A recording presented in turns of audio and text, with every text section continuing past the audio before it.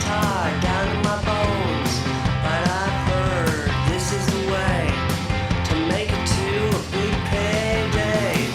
Head man looking over me, sidles up with a learning opportunity. From the heat to the fire, down to the furnace as required. Don't think you're doing me a favor, a favor. Don't think you're feeding me a flavor, a flavor. Don't think you're fooling me with your plan. You're not helping me on. Greetings and welcome to the Department of Tangents podcast. I'm your host, Nick Zano. That music you're hearing in the background is Favor Favor by this week's guest, Karen Haglof, from her latest album, Tobiano.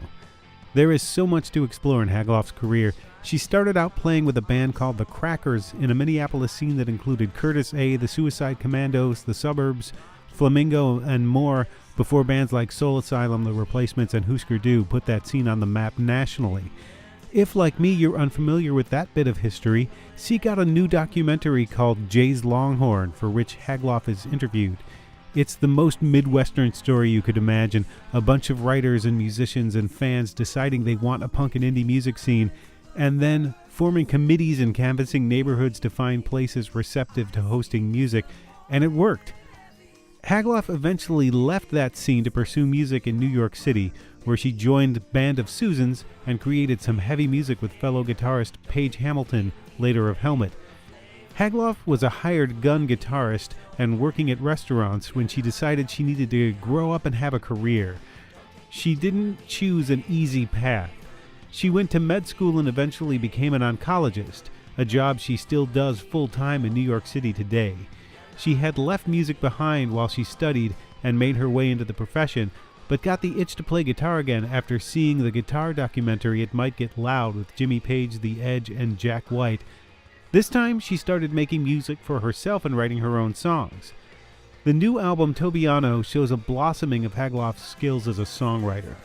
The style and feel shifts from song to song, from the cool and groovy indie rock of Tobiano Twirl, to the twang and train beat of Humbled and Chastened, to the bouncy country of Foothold, to the Jimmy Page-esque riffing on These Are the Things, and the charging velvet sound of Favor Favor.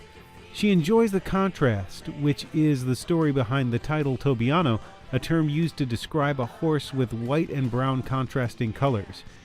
You could apply that more universally to Haglof's life as a rock and roller and oncologist. She finds time for music and she's always writing down ideas, but she would never tour while she had patients to attend to. Stick around after the conversation for new music from the garage-rocking Woolly Bushmen from their new album In Shambles. But now, here's Karen Haglof.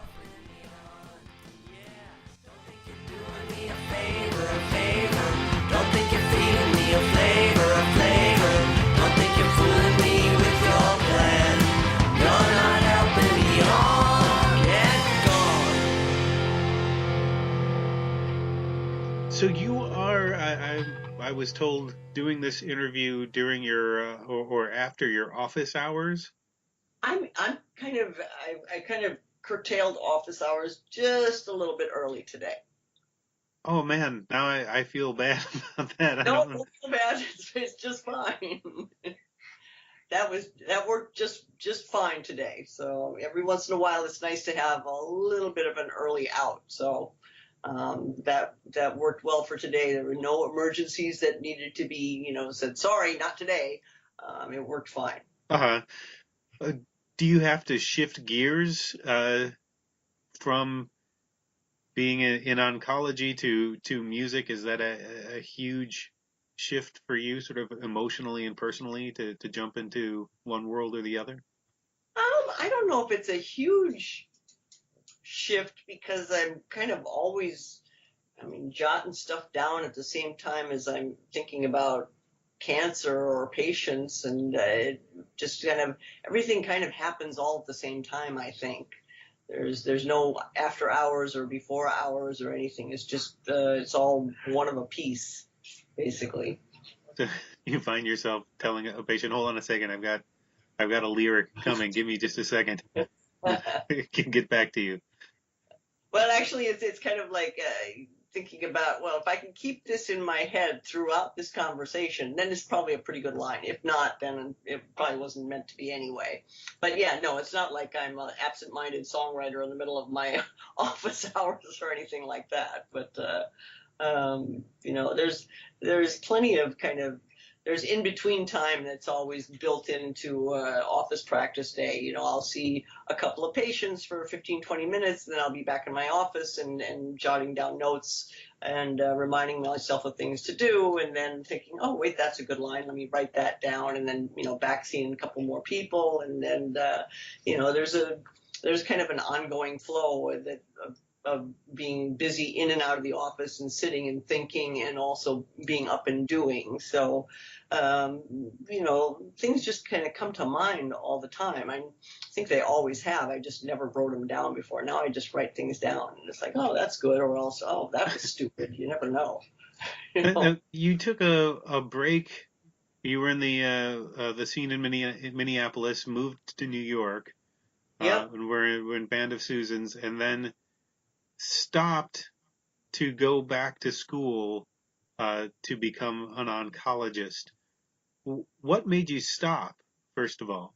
Well, I mean, back in Minneapolis, you know, part of the kind of the Longhorn scene, which was the beginning of a kind of a original music scene back in Minneapolis in the late 70s, and then we moved our band at the time, the Crackers, moved out here to New York.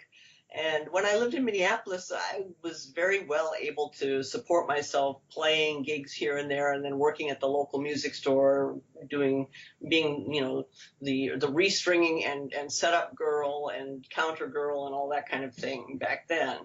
But it got a little hairier in New York. I mean, it's just a whole different level of trying to make ends meet to stay here. And so I ended up doing a lot of restaurant work. And sooner or later, if you're working in restaurants to play music, what it turns out is that you're playing music occasionally and you're working in restaurants, basically. Mm-hmm. And in my early 30s, cooking brunch in a very popular downtown village restaurant, I very distinctly remember thinking, in 10 years, I do not want to be doing this. But then the thinking was, well, you know, I don't know what else I would want to do. So it seemed silly to go to restaurant school to cement a job into a career that I hadn't have chosen really in the first place. Mm-hmm. So I just went back to college. You know, mom and dad were very proud at that point. I decided to go back to school and get a degree. And it was in meeting people and doing some of the prerequisites for just a liberal arts degree that medicine or, you know, medical field seemed like an intriguing, good fit. I mean, and just in terms of it's always different. I mean, there's something new every day. It's not a standard 9 to 5 a lot of the time. You're always learning. You're always thinking. You're meeting interesting people all the time, and you basically work on holidays a lot. So that goes a lot with music and restaurants right there. Well, it does seem like still a drastic change in terms of maybe deadlines and consequences going from music to medicine. I guess it was. It didn't really occur to me at the time that it was. It was just like, well, I think I should probably go back to school. And you know, actually, there were quite a few people who said, oh, you know, that's going to be really hard. You're never going to be able to get back into that head of being a student and handing in papers and things like that. And I don't know if that made me decide to prove people otherwise or not, but I just said, well, there's no reason I shouldn't try and do it, and it actually worked out quite well. Did you think that I did have to put music aside quite a bit at the time? I don't think I picked up a guitar for many years at that point. Well, what year did you stop then? What year did you go? I was playing with the Band of Susans in about, I think 1992 was the last year I played with them, and that was when I decided I was going to go back to college. And then and I, you know, didn't have a college degree, so I actually had to go back to college at that point. And then while I was doing college work, I decided I was going to go to medical school because I had thought about being a physical therapist, and I thought, well, why don't I just be a doctor if I'm going to, do all this, kind of, I don't know, pretty simplistic thinking, but it seemed to work out okay after all. I think what you consider simplistic thinking would be incredibly daunting to somebody else. It's like, why don't I just be a doctor? Sure. Yeah, so I played with the Susans in 92, then I ended up in medical school in 95. I played one piece in the pit for New York City Ballet for a friend of mine, John King, who did kind of a avant orchestral piece for guitars and bass. That was in 98, I believe. And that then after that, I went to residency in Gainesville, Florida, and then back up to New York, and really didn't pick up a guitar probably from 98 until, say, 2009, I'm going to say. Mm-hmm. Did you think you were done at that during that time, or were you still getting those ideas and writing things down? No, I was not. I was never a writer back then. I was always a side person. I was always kind of an interpreter. And so, the guitars were never sold. The guitars were always kept. But it really did seem like something from a former life at that point, very much immersed in trying to be a good doctor and trying to, kind of navigate the medical field and make connections and do the right thing for patients. And it takes an awful lot of effort to begin that and also to keep it going. So didn't really think about doing other things or having other activities for quite a few years, really. Did you consider yourself as stopped? Because I know sometimes people put their heads down and think, "Oh, I'll get back to this at some point." I was definitely a former guitarist. Yeah, I pretty much considered it stopped. I don't know if anybody ever. I mean, I can remember being at a party once for the kind of medical folks, like a New Year's Day gathering, and there being like an acoustic guitar and having somebody hand it to me, and I was like just handed it back because I really hadn't played in such a long time. I thought I would just completely embarrass myself with it. Well, what made you pick it back up again? Well, I don't know if you remember the movie It Might Get Loud. Yes. Well, I went and saw that movie.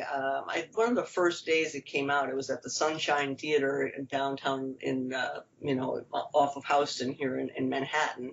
And I believe it came out in August of 2009 or 10, somewhere around then. And it was just like everything just came back like a rush. I mean, it was just like, it hit me in the face that, oh my God, I'm a guitar player. Why am I not playing the guitar? This is crazy. This is why did I put all this aside? This is just, the most awesome thing. I mean, I thought that movie just really kind of made me want to play again. But there's a difference between wanting to play again and wanting to be an active recording musician again. How did that leap happen? Well, between when I started back in college and the more present day, YouTube happened. And I thought, well, I'll probably never play in a band again or anything, but there's no reason I couldn't pick up a guitar and maybe learn a couple of songs that I could just play by myself. And, what would be a good way to do that and sound full and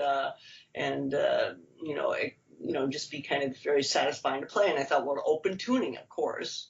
So I started to research open D tuning and some of the classics that were on YouTube, like Vestapol, and just did it from there. I started learning some of those type of old classic kind of parlor guitar songs. Just with an idea that, well, I would just play by myself, and if somebody handed me a guitar in a party, I wouldn't hand it back. I'd go, oh, yeah, I know how to play this kind of thing. And then you'd retune it and hand it to the next person, and they wouldn't know what the hell to do. It's like, at least know that that I'm a player in some way. And then I started to kind of put together my own riffs, and I then had this idea that, well, I'd like to take maybe 4 songs and just write 4 songs and then make some little videos and put them on YouTube.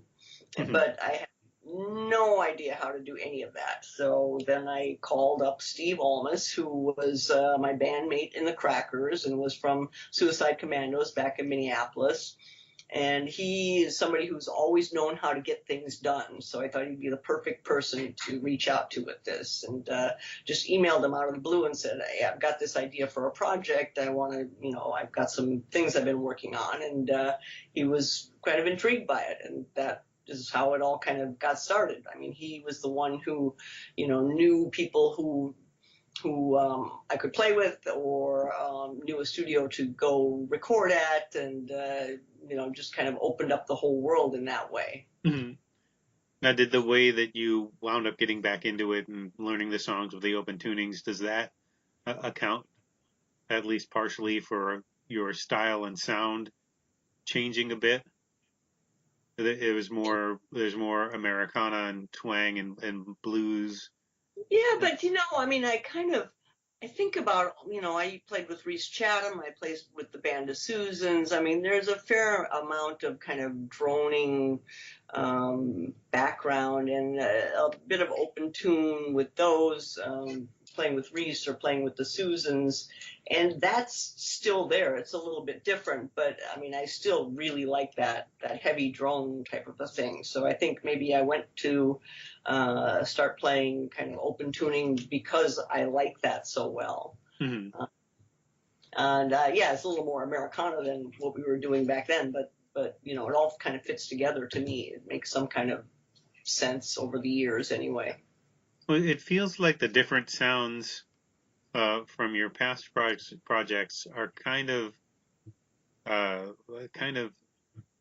moving back in on this album, because the feel can change drastically from song to song on the new album. Like you go from Foothold, which is pretty bouncy, to pretty heavy riffing on These Are the Things, Mm-hmm. and then a more driving sort of Velvet Underground like song on Favor Favor. Yep. That is true. I would agree. And there's a little more of a country flavor on Humbled and Chastened, and a little bit of a acoustic on IDK Top 1000. And that's kind of how I write. I mean, I go with the idea, and then the kind of the way the song gets built kind of depends on the idea, and certain things just seem to call for certain styles. And that's kind of why, that is why I called the record Tobiano, because a Tobiano is a type of a pinto color pattern on a horse, where it's a kind of a dark background horse with light splotches, and very, very contrasting and flashy.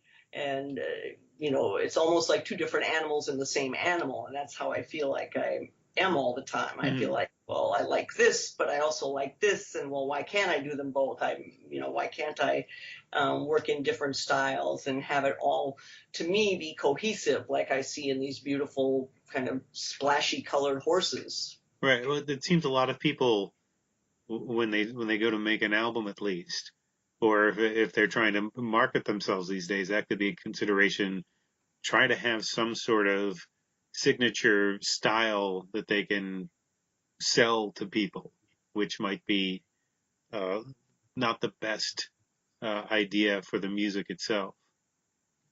Yeah, I when it comes up to signature style, I always have a hard time with that. I don't know. I just play what is interesting to me. I just write what I want to hear, and hopefully somebody else will too. But it is hard to categorize, I think, and that's okay, I guess, as well. As I think intersections are interesting, and corners of things, and segues between different kind of influences are sometimes the most important parts, or the most interesting. How do you put this aspect of one type of music in with this aspect of another, and have it work? And that's what I'm interested in doing. Mm-hmm. Does it come from the sort of trying to combine the philosophy of the lyrics with the sound of the music? You write something like, like like Tobiano Twirl or Foothold. You're thinking, well, this is what I want to say lyrically. How should it sound musically to support that? Well, sometimes it's that way, and sometimes it's the opposite. I mean, Tobiano Twirl was the melody and the riff and the idea of a Tobiano horse and also drifting a car, around a Hmm. curve. And it was the idea of colors and speed and clashing and how do you put that together into lyrics? It's not like it's certainly not a narrative basically on this. Do you enjoy narrative writing, or do you like sort of switching back and forth between sort of narrative and something a little more remote or a little more uh, impressionistic? Yeah, I like putting together words and I like sounds, but I also like to tell a story. So there are definitely some story songs too. Hmm. And a bunch of these songs were written and or recorded while you were making other albums, right? Yeah, a couple. Actually, most of them are just for this record. But for example, Chew Toy was one that I'd written and we'd recorded. I don't know, probably 3 or 4 years ago, and it just never made it onto anything. And I still think it's a cool, good song, and it deserved to see the light of day. And so it kind of, I guess because I mean, if I think about the other records, this is probably the one that is the most diverse in terms of different styles and different maybe genres. And so fitting that one on here kind of made more sense than the last two full lengths that I put out. So. Hmm.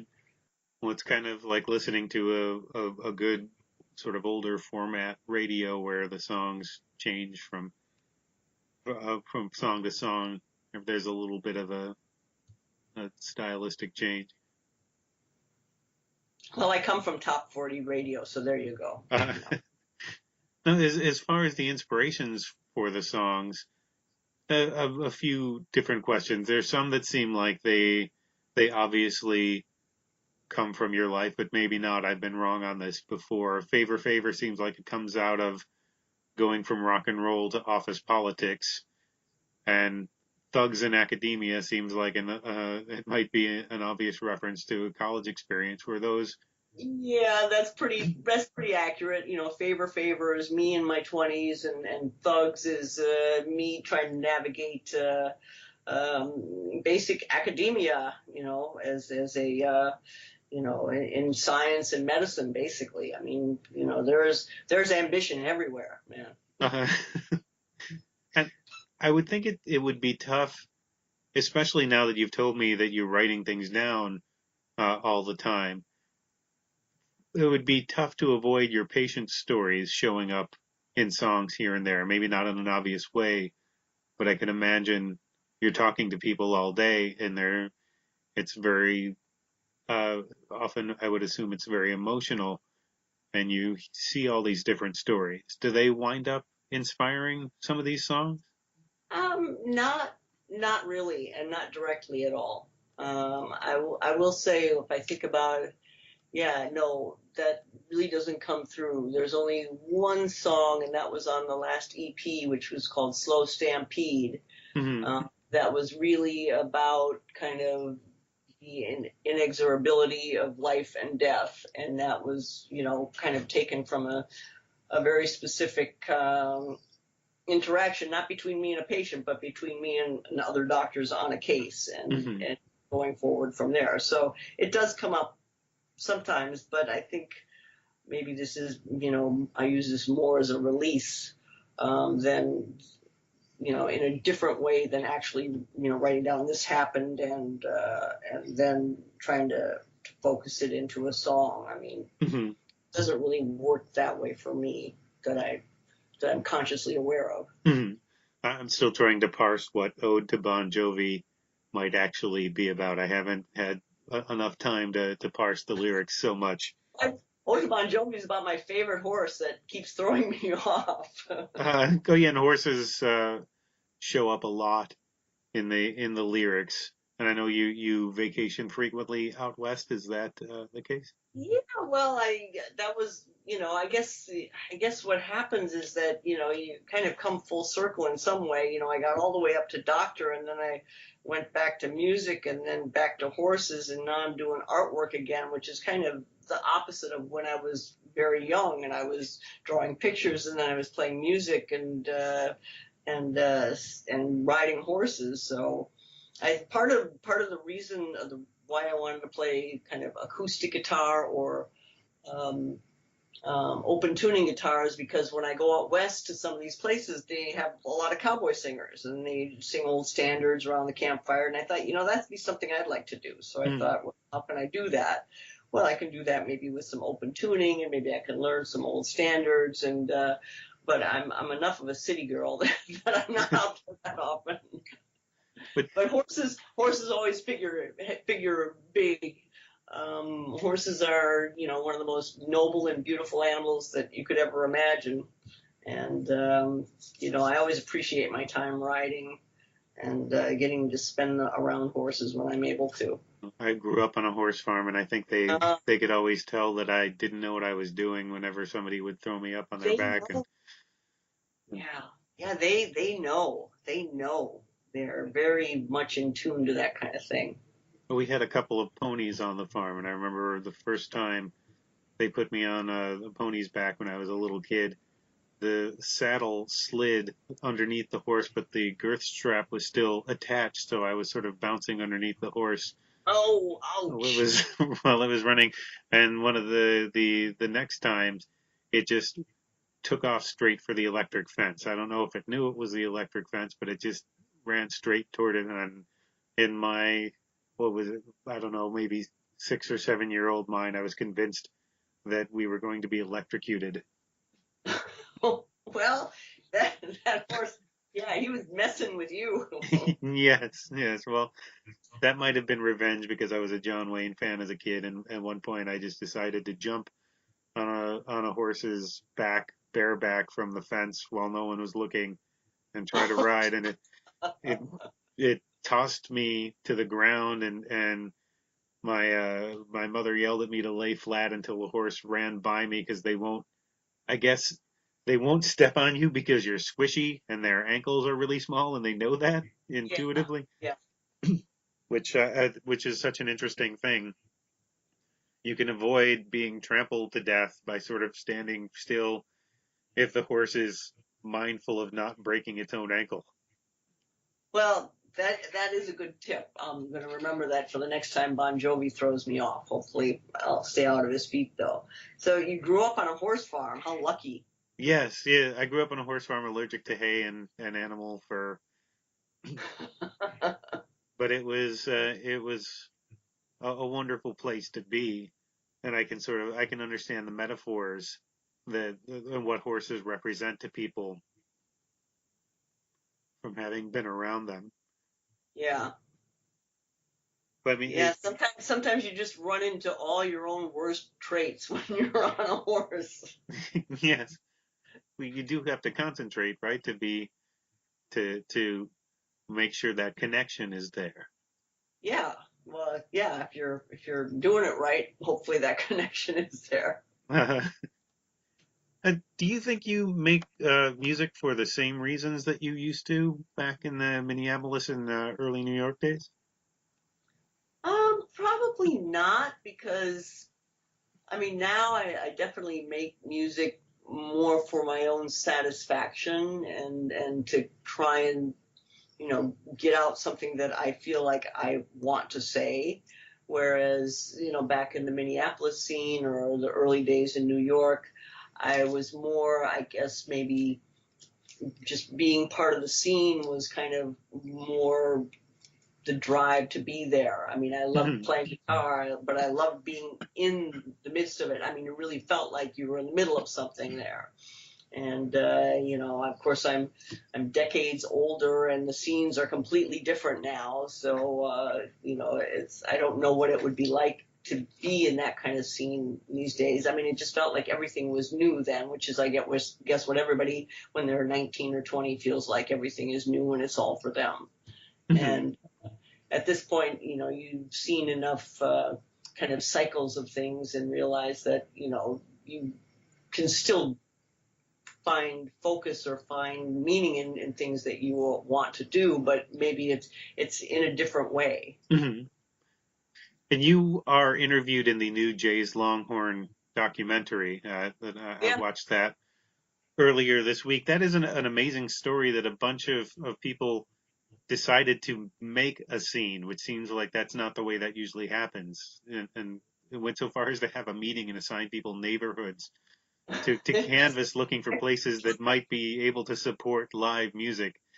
Yeah, it was a pretty amazing time. I mean, it was a great place to be at the time, and really, I mean, it really nurtured a lot of creativity for a lot of people back then. Mm-hmm. And I'm really pleased to be a part of, have been part of that scene then, and also got a chance to be in this movie as well. Mm-hmm. I mean, it seems like such a very genteel Midwestern way to go about a punk and new wave scene. Like, well, let's just all get together and That's right. figure out what we can do. That's basically how we do things out in the Midwest. It's like, well, we'll just have a meeting and we'll figure out how we can do things. Now, I don't know a lot about the Minneapolis scene before, the replacements in Husker do and Right. a lot of Before that. the scene that everybody knows about. Yeah. Well, I do remember writing for a music magazine a while back, and the editor sent out a memo because somebody had said there was a band from Minneapolis. I can't even remember what the name of the band was that they were reviewing. And the writer said, well, what has Minneapolis ever given us musically anyways? And the editor sent out the note saying this person, I think they said this person's no longer writing for us. And please be aware not to make a mistake this stupid when you're writing your own reviews. Oh my God. Well, can you give me a quick primer of what that scene was like when you were there? Well, I mean, in terms of the day to the day when we went to Jay's Longhorn, basically there was music every night. And the first permutation of the place was actually as a jazz club upstairs. And I saw Pat Martino play like 3 or 4 times upstairs. And then it became more of a rock venue, and it was strictly, basically original material. And, Curtis A. was a, wonderful, great singer and still is. And he was often one of the people on the bill for a night. But it was basically, a lot of the original bands that just played again night after night or several nights a week. And the Suicide Commandos would play, and Flamingos, Flaming O's would play. I mean, just all the local bands that I knew. And at the time I was working in the local music store, Newt Coupe, where everybody hung out. And so it was kind of like a seamless type of a lifestyle. It's like I worked at this music store, and I lived in this place called Comic City, which was a comic book store in the front, and was in the sub-basement was a rehearsal space, and we all rehearsed down there. And then basically somebody we knew was always playing, and a lot of times there'd be a set or a song where, there was going to be some big jam where like 6 or 8 guitar players would be up on stage at the same time, basically doing Gloria or Hey Joe, something like that. Uh-huh. And I often figured in, as I was like basically the only woman playing at the time, oddly enough. It was me and every other male musician. My friend Jan King, who's a fabulous, fabulous singer, she and I started this band called The Wad, which we got to play there a couple of times. And then, when things moved on from there, she went to the West Coast and I came to the East Coast, and she ended up in one of Kim Fowley's bands, the Orchids. And and I came east. I mean, I don't know if I'm really answering your question as you want me to, but, you know, it all kind of started. There was a bar called the Blitz Bar, and that's where the Suicide Commandos played. And I was in an all-girl band, or an almost all-girl band, called Spitfire. Mm-hmm. And the bass players from that band said, "Oh, come on, you got to come with me and hear this band. You've never heard anything like it before." And there were these three guys, and they're playing this very stripped down kind of music. And it's like, this is what we want to do. We want to stop playing these, you know, like these cover songs. We want to play original music too. And it made it seem very much more accessible than what you thought about when you heard things on the radio. It made it seem like, you know, you could come up with an idea and you could write a song about it. And, you know, it just felt like worlds were opening up. Well, because that in that scene, that hadn't happened before. It was all classic rock covers, right? That's what they said in the in the documentary. Yeah, it was all cover bands. And then all of a sudden it's like, wait a minute, you mean we can write our own material and play it? And then... yeah, and there was an audience for it. People came to see it. We all kind of supported each other and helped each other out, both with, you know, equipment or lending a vocal part or, you know, an amplifier or something like that. I mean, it was really, you know, it felt like a real kind of a, I don't know, friendly scene in a weird way. The song that sticks out in my head from the documentary is Curtis A's "I Don't Want to Be President." That one stuck with me afterwards, sort of humming it. How much of this stuff is still, how much of this stuff was really documented? Can you find Spitfires and Crackers music somewhere? Crackers, there's an EP that's out, you know, on vinyl. Spitfire, there's rumored to be audio tapes from some recording session that I do not remember. Curtis A put out vinyl, you know, so I mean, certainly things are not an issue. I mean, Twin Tone Records back then put out something called Big Hits of Mid-America Volume 3, where it was almost like a sampler from everybody who was playing at that time. I mean, Jan King and I got a song on there called Chains, which was credited to the WAD, and then Soul Asylum did a cover of it, which was, you know, pretty nice of them. And, you know, so that's kind of like, basically, I don't think, I'm not sure if that's an issue or not. I think it probably is not, but it's probably available somewhere on this wild internet we have going on. Well, it's hard for people to probably imagine these days the idea that not every minute of something was chronicled and recorded and you know, there's not. Yeah, nobody had a phone with a camera on right. So, yeah, you know, if you wanted to meet somebody, you had to sit by the phone or, you know, get on a phone booth or something like that. I mean, it was definitely, we're light years ahead now. Mm-hmm. What made you leave that scene for New York?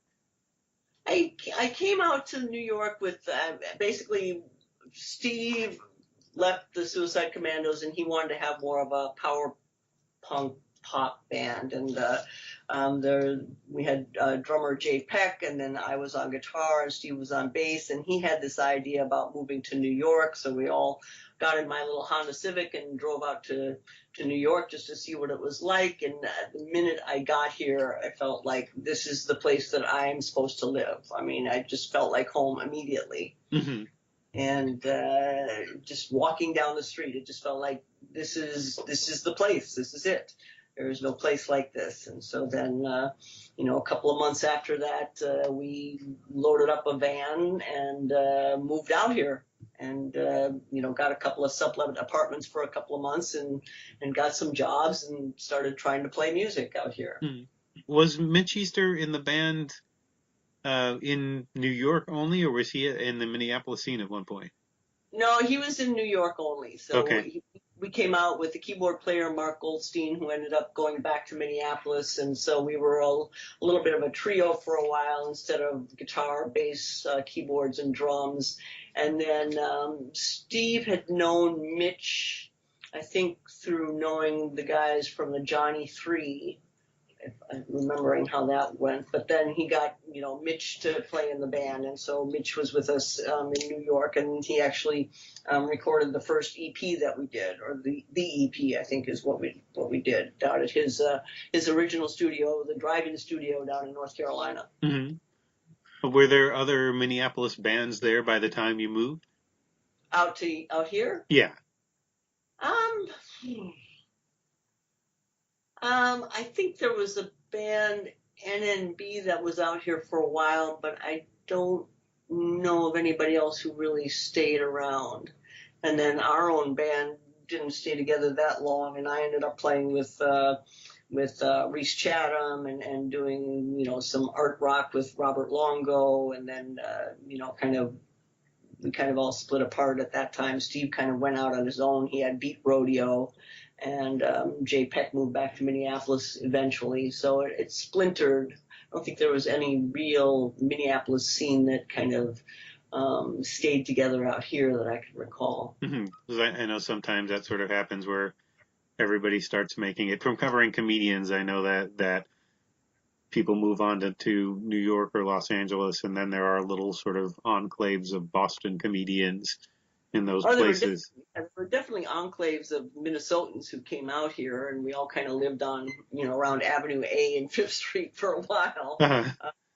But I don't think, in terms of, there was probably 2 or 3 different bands, and I'm amiss, but I cannot recall titles or names of anybody right now Mm-hmm. in terms of who was out here. And how did your stint with Band of Susans begin? That came out of Reese Chatham. So first, I was introduced to Reese Chatham, who was looking for guitar players for the beginnings of his guitar orchestras, and I ended up playing with him. And then he also, in different, I was one of the first players that played with Reese before the Band of Susans kind of got incorporated into his kind of armamentarium of guitarists. Mm-hmm. And played a couple of tours with various members of the Susans. At the time, there were actually 3 Susans, hence the name Band of Susans, but a couple of the Susans were not looking to really stay in the band long term, and so I ended up becoming a Susan. Just because we got along on tour, and it seemed like a good fit, and so that's how that came about. Mm-hmm. And you were Paige Hamilton was in that band at the same time, yes, right? Paige was in there. I was in there first, and then I guess another Susan. I mean, I replaced one Susan, and Paige was another Susan, as far as I remember. And then he came and joined the band, and we both left more or less at the same time. Not exactly. I think he left first to do his own material with Helmut, and Mm-hmm. then that was when I decided that I was going to go back to college and maybe put music aside for a while. How did you guys mesh musically as sort of, I don't know that I'd characterize it as dueling guitars, but as 2 guitarists in the same band? What, with Paige or? Yeah, with Paige. I mean, we were all, it was there was definitely a unifying theme in kind of Robert Poss's kind of vision of what the sonic kind of overtones and undertones of the guitars were going to be in the Band of Susans. And so, there were definitely parts that were, I wouldn't say completely constructed, but at least outlined that were going to fit together. And so, for the music that it was, it worked very well. It was basically rhythms that would work together, and sometimes a little bit of overtones, or every once in a while an altered tuning. What Paige did after Band of Susans, I think, is pretty different from what was in the Band of Susans. Yeah, that seems to be an interesting hallmark of people who were in that band, and even people from Minneapolis, the styles and the variations that wound up happening afterward. Because I know there was Helmut, but he also did an album with Joe Henry Mm-hmm. that was completely different from the Band of Susans or Helmut. Mm-hmm. If you were to make a map of that Minneapolis scene and draw that up to Band of Susans, you've got an incredible variety of music happening before and after that. That would be a great map. That would be a really interesting map to try and kind of illustrate and try and figure out what fits in with where. That's a good idea. I'm going to write that down right now. Well, please do. I would love to see that. I guess it's always great to influences and directions. Got it. Okay. If you do wind up drawing that map, let me know. I draw all the time, so it's possible that this will occur. I mean, it is interesting. What you play in part with somebody else, and then what you take out of it, and you play in your own material. In some way you're referring to it, but it may not come out in any kind of way that you actually can tell. But internally it's like, oh, I know where I'm getting this vibe from, even though it doesn't really necessarily sound like the same thing or even derivative in any way. Mm-hmm. Well, listening to your album and going back and listening to Band of Susans and and you had how many albums did you work on with them? I was on one of the Peel sessions, and then I was on Love Agenda, and right. I think that's it. And I actually on Tobiano I covered my favorite Band of Susans song, which is Because of You, which we did in a Peel session, and also on Love Agenda. So, I'm always thinking of the Susans, basically.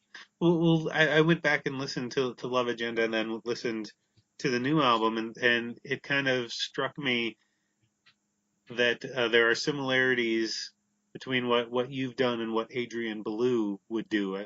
If you listen to a King Crimson album and then listen to Young Lions or Inner Revolution, stuff that's much more melodic and much more pop oriented. It accounts for a wide range of sounds within the rock genre. I don't know if you would see that comparison or not. Well, I'm going to have to go back to that and see what I think, because I'm not sure. You could. But I'm a pop person. I like pop. I like pop music, and I like pop sensibility. But I also like dark undertones and overtones and downtown noise and the whole thing. And if it can all work together, that's how I like it.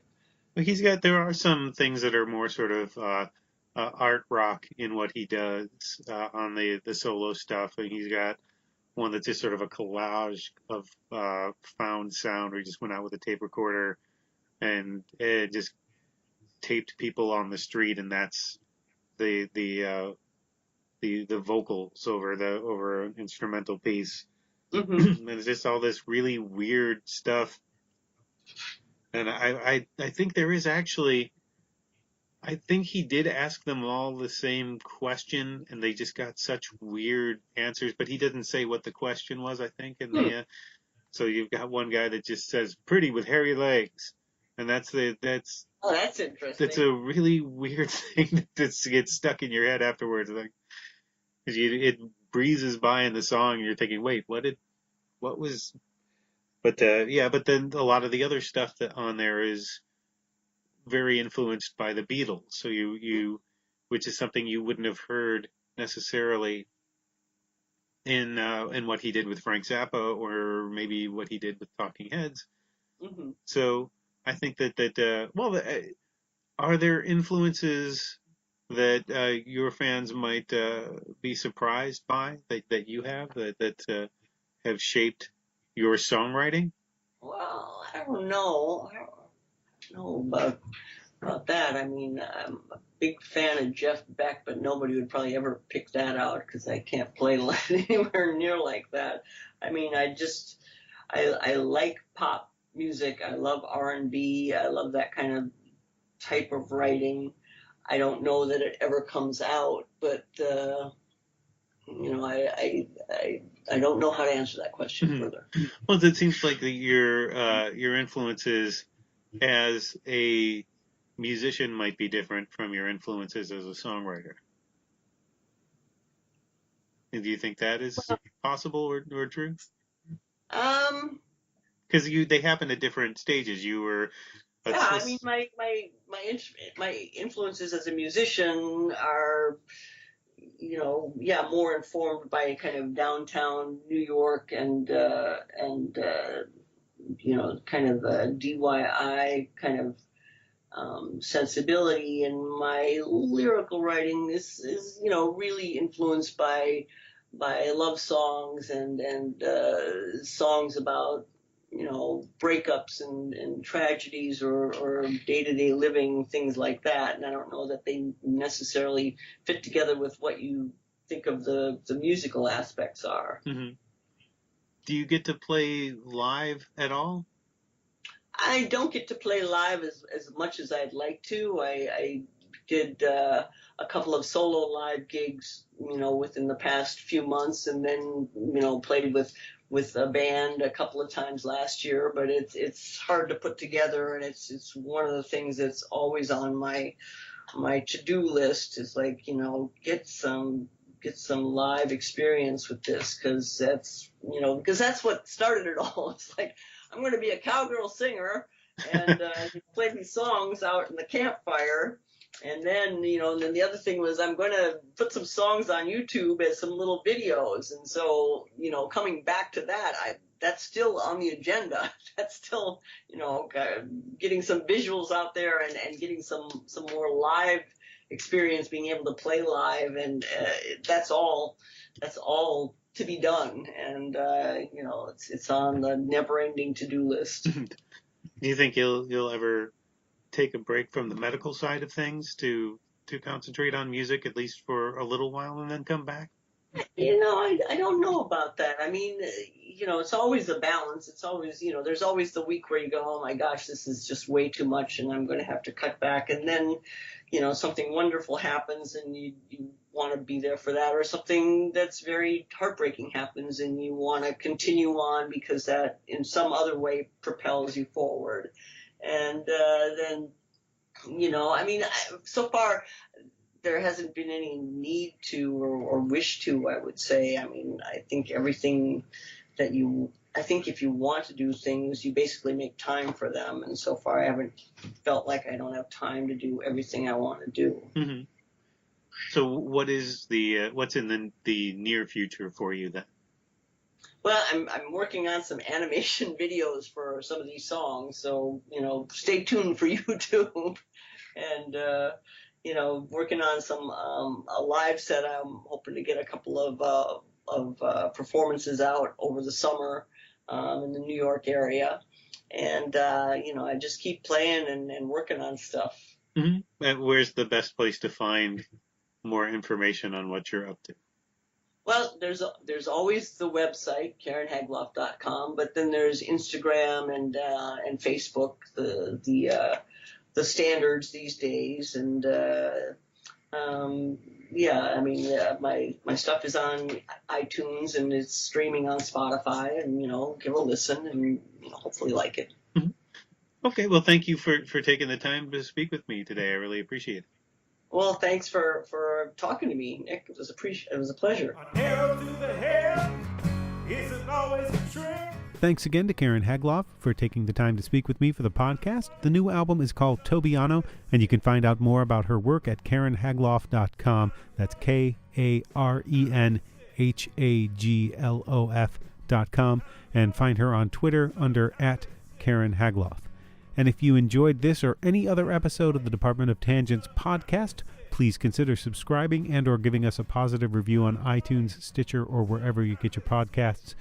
I can't thank you enough if you've already done that. It's the best way to make this thing grow. You can find more music clips, podcast episodes, reviews, and news related to music, comedy, and horror at departmentoftangents.com. Check in next week when my guests will be the comedians Carol Montgomery, Christine Hurley, and Andrea Henry from the Funny Women of a Certain Age show Boston edition, plus new music from Lucette. Before we go, though, we have this week's featured track, What You're Doing to Me, from Florida's The Woolly Bushmen off their brand new album In Shambles. Gotta love that twangy reverb right off the bat on this track. It's a certified garage rocker, and if the name Woolly Bushman makes you think of Sam the Sham and the Pharaoh's hit Wooly Bully, you're in the right territory. Singer Simon Palumbi has that same kind of bite and playfulness in his voice. The background vocals here are also drenched in reverb, which makes me think of that eerie sci-fi sound the Pixies got on Where Is My Mind. It's great new music for your hi-fi, and you can find it on Bandcamp, which pays the artist a bit better than some of the other platforms, or Spotify and iTunes, and keep up with them on Facebook. Here's What You're Doing to Me by the Woolly Bushmen.